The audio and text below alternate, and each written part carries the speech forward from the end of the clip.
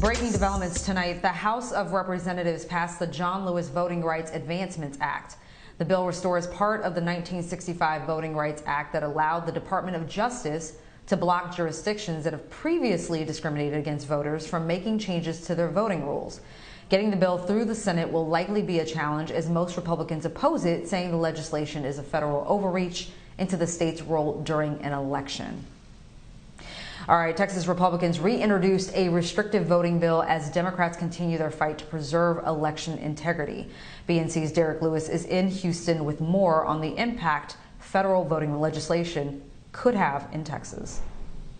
Many would say the activities happening today on the John Lewis Voting Rights Act is an effort started here in Harris County. This county, like many others around the country, are dealing with restrictive voting bills. But Harris County, the largest in Texas, has been the forefront of the fight for making it easier for people of color to vote. The Brennan Center for Justice, an organization that tracks state voting bills, reports 18 states have enacted 30 laws this year that restricts voting access. Across 49 states, including Texas, more than 400 voting restrictive bills have been introduced. Republicans in Texas have called it an election integrity bill. They know that they've got to come after brown and black folk and those folks who are disenfranchised and marginalized so that they can consolidate and keep power. Otis Evagaro, the chairman of the Harris County Democrats, says during the pandemic, efforts were made to make sure people in black and brown communities could get to the polls. Republicans accused them of cheating in the last presidential election. Souls to the polls Sunday, where historically black communities go out, go to church, worship, and then come back and go vote and exercise their civil duties. I mean, these are the things that they're trying to do in restricting the hours of Souls to the polls on Sunday, knowing that it's specifically targeting African-American communities. In response, Governor Greg Abbott pushed for the GOP-supported election integrity bill to pass. So they've got to cheat. It's ironic they're talking about quote-unquote election integrity, but finding every which way to take shortcuts to cheat to make sure that your voice isn't being heard and my voice isn't being heard. There has been no evidence of fraud in the last election. You're more likely to get struck by lightning or a meteor or even fall dead at a dance party than you are to find election fraud. To stop the bill from passing in the Texas House, Democrats, including Jasmine Crockett, flew to D.C. during a special session to get Congress to act. We still see kind of this white supremacy attitude that permeates through all of our legislation on a state level as well as a federal level, and it's time for that to stop. While the fight is on, Texans fighting for the right to vote for people of color will be there. Harris County is always going to fight. We're going to be at the forefront of it, and you better believe we're going to fight tooth and nail to make sure that the freedom to vote is protected. Democrats say their next goal is to focus on Republicans lying about election fraud when there was no evidence of it. Many are concerned with Republicans' efforts to steal future elections with these restrictive voting bills. In Houston, I'm Derek Lewis for BNC. As the fight continues to keep basic voting rights across the country from shrinking, people in one southern state may be seeing the largest expansion of voting rights in decades.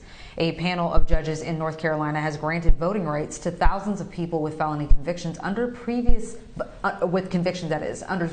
state law. People with convictions couldn't vote until they completed parole, probation, or suspended sentence. This ruling restores voting rights automatically after leaving prison.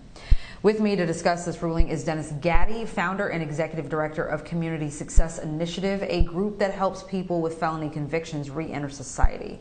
Dennis, thanks for coming on tonight. Thank you for having me. First, your reaction to the court's ruling restoring voting rights to those with felony convictions right after leaving prison. Well, we were very glad that happened. We had a very powerful trial week before last, where we spent 4 days with a very powerful team of lawyers that believed in what we were talking about. And we just know that, if you're working and paying taxes and those kinds of things, that even though you may have a probation record, or you may be on probation or post-release supervision or parole, that you should be able to vote. I can't hear you, Mr. Gaddy. Can you hear me? I think his audio went out. I'm sorry, I can hear you. Is that better now? Okay, so I wasn't able to hear Mr. Gaddy's last answer, so we're going to go ahead and fix that audio when we can during the break. So more making the case when we get back. I've got Dennis Gaddy back, the founder and executive director of the Community Success Initiative. Something happened before the break. We got the audio issue fixed. All right, my question before we had to go to break, Dennis, was your reaction to the court's ruling restoring voting rights to thousands. I was actually very pleased with that because it sits right in my lap, because I was one of the people that were impacted by it. For the last 17 years, I've spent leading an organization working with people coming out of incarceration and find themselves entangled in the criminal justice system. And for 7 years, when I got out of prison from 2005 to 2017, my probation every period was 7 years. I wasn't able to vote, and the reason I founded the organization that I currently lead for the last 17 years is because I had a very powerful support system around me that allowed me to kind of get back on my feet. And I come to the work that I do by obligation because I knew a lot of people were not so fortunate.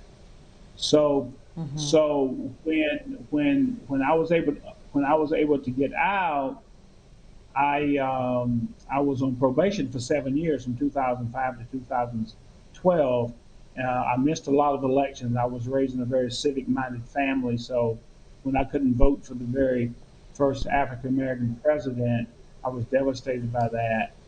So when I was able to build on this work, where people who are paying taxes and people who are working and people who are getting out of prison, even though they still may be on probation and parole, I was very excited to be a part of the movement to help them still be able to be re-enfranchised to do the work to vote. So I was very excited about that, and so that's why I'm here today talking about it. So I was going to ask you about that time where you missed the opportunity to vote for, Obama when he was running. Is that what motivated you to get into this work?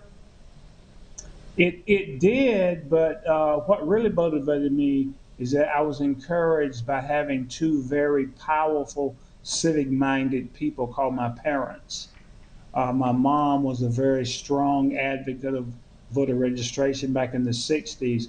I was raised in a little town called Fairmont, North Carolina, and my mom was a very strong advocate of voter registration for people. And I recall as a kid in the 60s riding with her on those very dirt roads and hot dirt roads in Robeson County back in the day, and also being connected to my dad, who was he was the precinct chair where we were for 50 straight years, and I was able to see him do all what that happens to be hand counting the votes in the 60s, going to the very smoke-filled rooms in the 60s and seeing those those votes counted. So being so steeped in civic mindedness in the 60s, and to be able to not be able to vote for the first African American president was very devastating to me. I remember that vividly.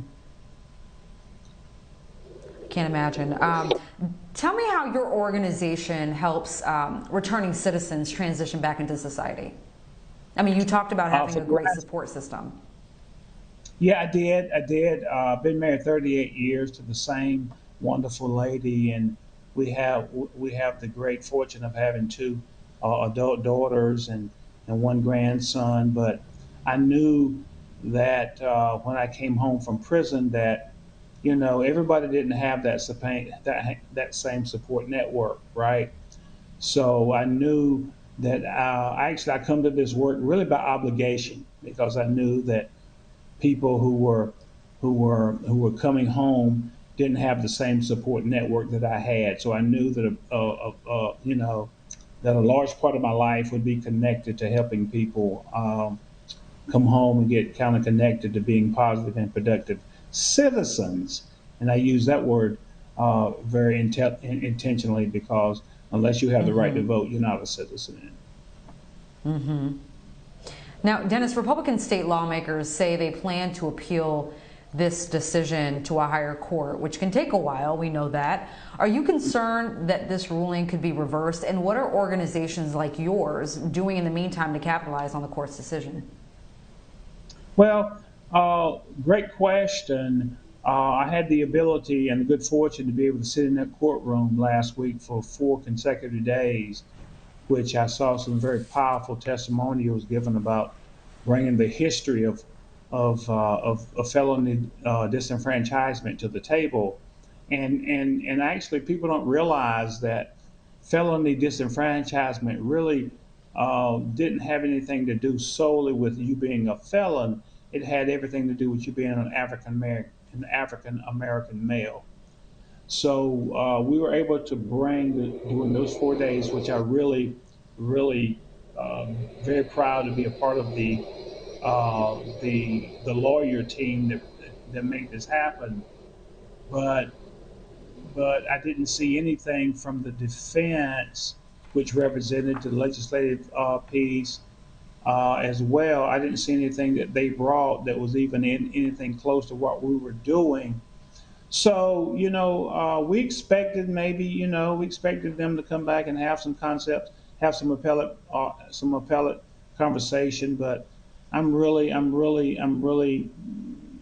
thankful that I'm really confident that we still have a great case, and if they do that, we're ready to be a part of defending our current state.